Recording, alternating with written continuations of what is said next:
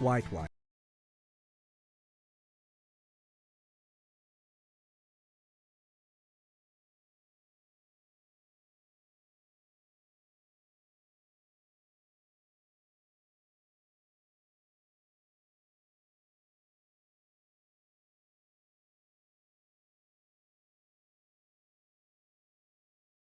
Once the red grapes have been picked and taken to the cellar, they are also crushed and possibly destemmed. At this point, there is another process that winemakers can choose to do for both red and white grapes: sorting. Cellar workers sort through the bunches of berries before they move into the crusher or press.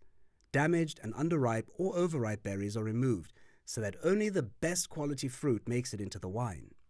Once the red berries have been sorted, destemmed and crushed, the must is moved into a fermentation vessel. Like white wines, these are usually big stainless steel tanks, but concrete tanks, big wooden tanks, or even fiberglass tanks can be used. Sulfur dioxide is added to make sure the juice does not oxidize, and any yeasts that are going to be added are added now. In this vessel, fermentation begins, and here is where the red wines are made very differently from white wines. When making red wine, the grape skins are kept in contact with the juice for an extended period of time. Can you think why winemakers do this? If you said for color and tannins, you'd be right. The tannins and colors that are in the skins of red grapes leach out into the juice. This is called maceration. Maceration can take place before, during, and after fermentation. It is not just for color, but also to extract valuable flavor compounds and tannins. So for most red wines, fermentation takes place with the skins mixed up in the juice. The heat of fermentation also helps to extract all the goodness from the skins. Carbon dioxide, one of the byproducts of fermentation, pushes all of these skins to the top of the fermentation tank. When they reach the top, the skins bunch together and form a hard crust or cap.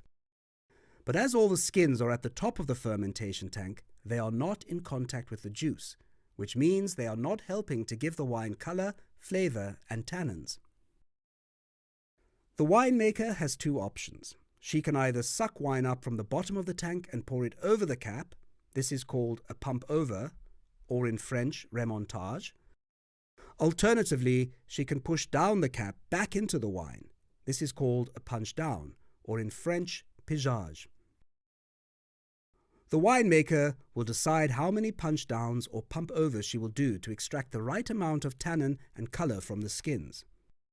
Big, bold wines that are going to be aged will want more tannin, while lighter, fruity wine meant for early drinking will have less.